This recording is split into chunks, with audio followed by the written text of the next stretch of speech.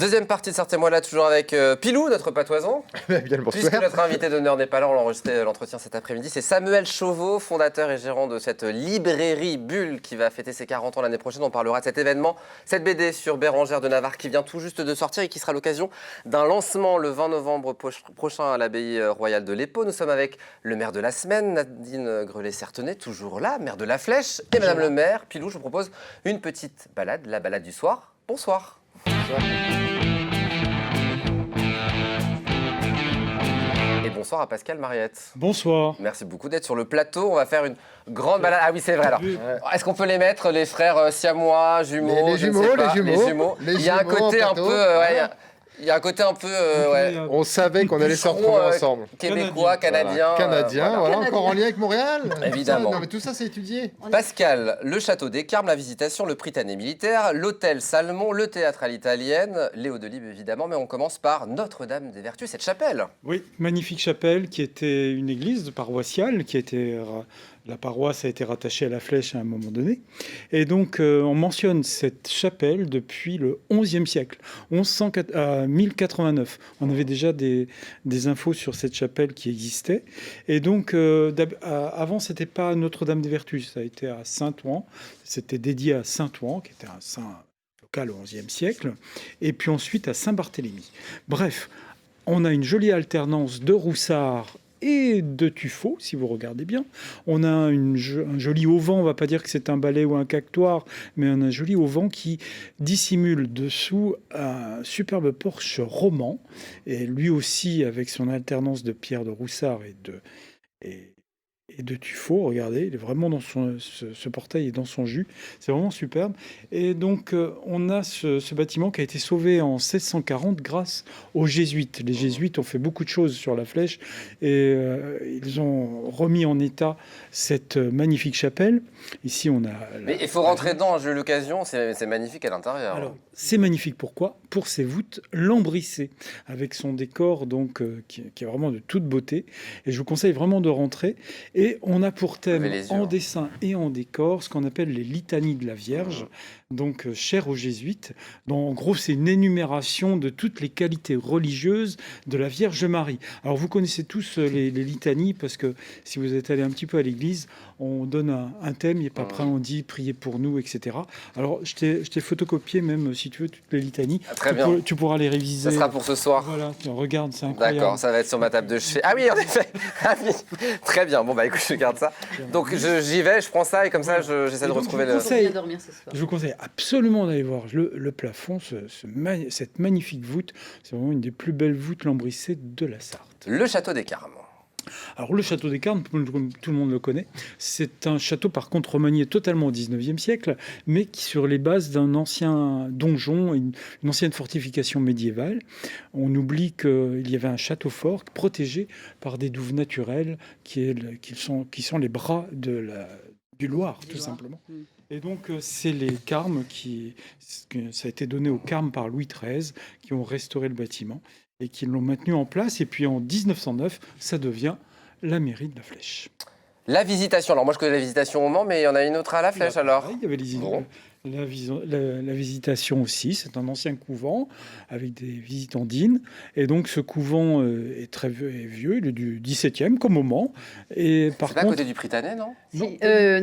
Non, c'est à côté de la maison de santé. Nouvelle maison de santé. Voilà. Et voilà. Et alors, c'est l'ancien hôpital. Ça subit, voilà, ça a été un hôpital, ça subit plein de modifications. Mais regardez l'image actuellement. On voit que le cloître a été muré en fin de compte, parce que le cloître, c'est derrière toutes les petites arches qui sont là. Et puis au-dessus, on voit cette chapelle qui a été recréée, retravaillée en 1837. C'est devenu vraiment, après la Révolution, un hôpital. C'était vraiment... c'est un endroit qui mérite d'être restauré, qui doit être restauré d'ailleurs, Madame la maire. C'est le projet, c'est en cours et ça va se concrétiser là très prochainement. Avec la réouverture du cloître. Ah, voilà pour la Visitation. Voilà. Le Prytanée militaire. On a trouvé un investisseur. On se devait de l'évoquer, le Prytanée militaire, ce Alors le Prytanée, c'est inévitable, ça a été fondé en 1603 grâce à l'initiative d'Henri IV. Et donc, on va créer sur plusieurs années, il va y avoir plusieurs étapes de travaux, ce Grand Prytanée. En grande date, il y a le porche royal, le portail royal que l'on voit depuis la place Henri IV, qui était vraiment une création de 1653, avec le buste d'Henri IV au milieu, au-dessus du porche, on voit son buste. Et puis après, il y a eu d'autres constructions. Il y a eu surtout ce que je vais appeler donc les bâtiments militaires, bien sûr, la cour des pairs dès qu'on rentre, et on rentre dans la chapelle Saint-Louis, on va commencer à la construire en 1620. Et c'est une chapelle monumentale qui domine vraiment aussi la Flèche. Et à l'intérieur, voilà les cours, il y a plusieurs cours militaires. Et nous sommes à l'intérieur là de la chapelle Saint-Louis, où là, on y a mis dans une superbe niche le chœur d'Henri IV. Et c'est ce qu'on appelle un monument sépulcral. Je vais essayer de le dire correctement. Et donc, on a ramené de Paris le chœur. Il a voyagé sur la route, d'ailleurs, Le Mans-La Flèche. On sait qu'il a fait étape à Gué-Célard, d'ailleurs. Et ce chœur, avant de retrouver sa niche, est donc en fidélité au roi, dont la devise était Force et Justice. Merci pour ces informations. Un tableau, d'ailleurs, qui représente le chœur tout en haut, là, dans la niche. L'hôtel Salmon, alors je ne connais pas cet hôtel-là. L'hôtel Salmon, c'est un des bâtiments, malheureusement, à la Flèche, qui n'a pas encore subi de restauration. On espère beaucoup. Tu lances un appel, c'est ça? Non, mais Madame le maire, on sait qu'il y a des pistes. On a quelques pistes. Il faut des sous, c'est ça l'idée? C'est le nerf de la guerre, comme on dit, mais effectivement, les collectivités ne peuvent pas tout porter. Et là, surtout pour des choses aussi gigantesques. C'est un hôtel qui remonte à la fin du XVIIe et qui est vraiment... Il y a une cour entre cour et jardin. Et là, il y a un très joli bâtiment en fin de jardin où il y avait une jolie galerie qui, elle aussi, a été bouchée par des fenêtres, mais une galerie qui dominait les douves de la ville, qui sont en contrebas. On regardait les jardins, et puis au loin, on voyait Saint-Germain-du-Val, les coteaux du Loir. Magnifique. Voilà. Bon, la chose que j'ai... On n'a pas été habité depuis 50 ans. Et donc, on a une piste. Moi, je remercie au passage le service urbanisme qui a un peu harcelé, finalement, les différents investisseurs, et notamment les propriétaires, pour pouvoir essayer de trouver une issue. Le lieu le plus beau en Sarthe pour moi. Clairement, je le dis, quand j'ai découvert ça, je ne connaissais pas du tout. On a fait une émission il y a 4 ans. Je suis rentré dans cet espace, c'est absolument formidable. C'est ce théâtre à l'italienne.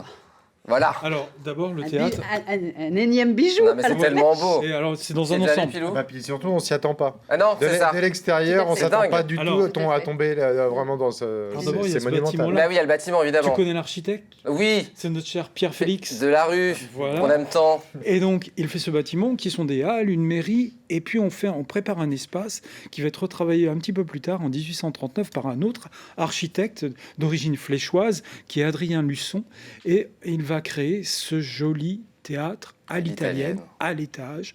Et alors vraiment là, on va même aller chercher les peintres de l'Opéra de Paris pour les décors. Et vraiment, c'est vraiment une bonbonnière, comme on dit. C'est magnifique, c'est... Vraiment, allez-y, c'est ouvert aux Journées du patrimoine, ça se visite aussi lors de spectacles. Ça a été restauré, je crois, il y a quelques années. Oui, ça a été restauré. Et effectivement, c'est une des raisons pour lesquelles on avait aussi obtenu le ruban du patrimoine. Parce que nous, alors quand je dis ça a été restauré à l'identique, bien évidemment, là encore avec des investisseurs importants, et puis un investissement important. Et donc là, l'idée, c'est de pouvoir continuer à faire vivre ce lieu. C'est ouvert aux amateurs, c'est ouvert aux associations, on y fait des conférences, il y a du chant, il y a du théâtre, il y a... Oui, c'est un lieu qui vit. C'est un lieu qui vit, et à chaque fois, c'est la surprise magique Si vous avez l'occasion, chers amis, d'y rentrer, c'est absolument... Même la tapisserie a été refaite à l'identique. Voilà pour ce beau théâtre à l'italienne au sein de la Halle Oulé. Voilà, une sonorité qui est magnifique, puisque on n'a pas besoin de micro. On n'a pas de besoin. Comment? Peut-être que Madame le maire chantera là-bas un jour. Why not? On finit par de la musique, justement. Léo Delibes aurait pu tout à fait faire son opéra dans ce théâtre. Sa maison natale, on peut la maison natale, elle est dans l'ancien bourg qui est rattaché à la Flèche depuis 1965, le bourg de Saint-Germain-du-Val. Et donc, vous pouvez aller voir la maison natale qui est au bout d'un chemin. Et puis, on retrouve le duo des fleurs. Bah oui, on adore. Que j'entends. Et donc, il faut aller voir aussi le monument qui a été érigé et inauguré en 1899, qui est sur la place avec son buste en hauteur et surtout au pied, il y a l'Acmé, l'opéra célèbre qui a fait vraiment la renommée de Léo Delibes. Dans le monde entier, d'ailleurs, partout on entend une fierté cet opéra. Sartoise, fléchoise, évidemment, Léo Delibes, dont on entend du haut de fleurs actuellement. Merci beaucoup, Pascal. C'est magnifique d'entendre des commentaires, des commentateurs. C'est formidable. Hein. Ouais. Allez, on passe au Tu préfères.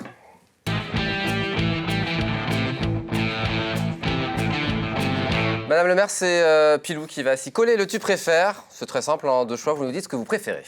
Alors, je vais être obligé de vous tutoyer. Hein. Donc Nadine, tu préfères, attention, la mer ou la montagne?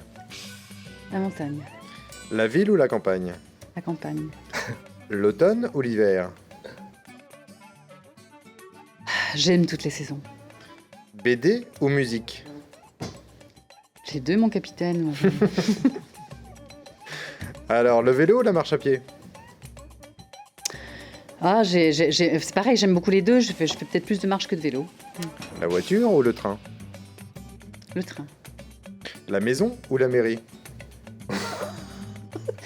C'est complémentaire, on va dire. Je suis peut-être un peu plus à l'Amérique qu'à la maison. Bon. Alors attention, important, les rillettes ou les 24 heures? J'avoue que j'ai un fait pour les rillettes, même si les 24 heures c'est quelque chose d'important. J'y suis allée quelques fois. D'ailleurs, j'ai été étonnamment surprise aussi. D'ailleurs, la meilleure réponse, c'est manger des rillettes en regardant les 24 heures. Ouais, ou dans le sac à dos. Voilà, le Janière ou le Coteau du Loir? Pareil, il y a les deux. Enfin, j'aime bien le Coteau du Loir.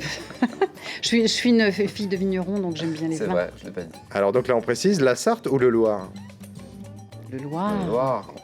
Le Mans ou Angers? Ah, Mon cœur. la douceur angevine. Ouais, je La viens flèche au milieu. Vous avez le droit, hein. je vais autant à Angers qu'au Mans. Pour les Alors, mêmes raisons, ceci dit, effectivement. Sénat ou mairie?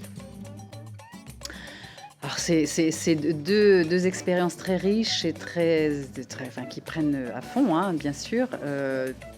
J'allais dire complémentaires, très, très différentes. Très, très différentes. Là, à la mairie, on est vraiment dans la proximité avec le concitoyen, bien sûr. On est dans le quotidien, on est dans le concret. Et au Sénat, c'était des réflexions, des expertises, des débats très intéressants également. Très rapidement. Coppelia ou Lacmé? Dos des fleurs. Dieu des fleurs, Lacmé. Angers ou Le Mans? Ah, on l'a déjà dit. Ça, c'est déjà dit. Hein. Ah oui, Pardon. Écolodge ou la Route d'Or? Écolodge ou la Route d'Or, c'est le camping. J'avoue que je me ferais bien l'écologe un week-end. Ah. Même la Route d'Or, je l'ai faite. Hein, Faut plusieurs reprises, réserver maintenant. en vélo. Alors, l'île Bulle ou la Monnerie? L'île et Bulle ou la Monnerie, Ah. je vais très souvent à la Monnerie. Je vais de temps en temps à l'île et Bulle, pas assez à mon goût. Alors ensuite, librairie Bulle ou l'île et Bulle? On doit avoir sa belle librairie chevaux. Le Bruit des mots. Ah bah oui, Oh. c'est chez vous. Ouais. Et enfin, LMTV ou BFM TV? Pareil. Hein, non, non, LMTV, bien sûr. Non, j'entendais. On a failli arrêter l'émission. Ouais. Merci beaucoup, voilà. Merci Madame le maire, on passe au lieu mystère.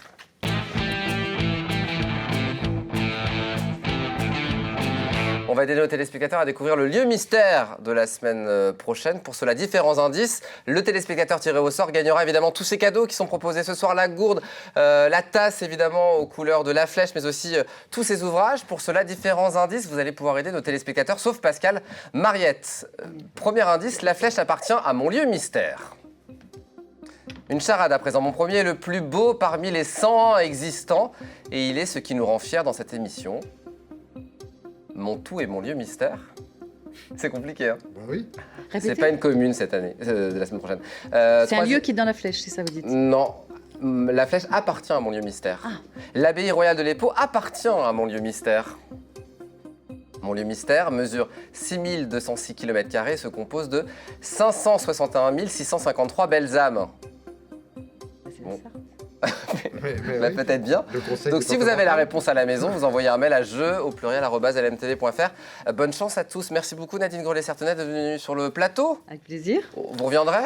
Bien sûr. Parce que vous êtes aussi présidente de la communauté de communes, donc ce serait bien qu'on en parle aussi un jour du Pays On Fléchois. peut pas dire aussi sur la communauté de communes, oui. On a Merci aussi d'autres infiniment richesses. et merci à Nathalie Brault pour la préparation de cette émission, je tenais à le dire. Très bonne soirée, bon retour à la flèche. On chante dans la voiture. Au retour.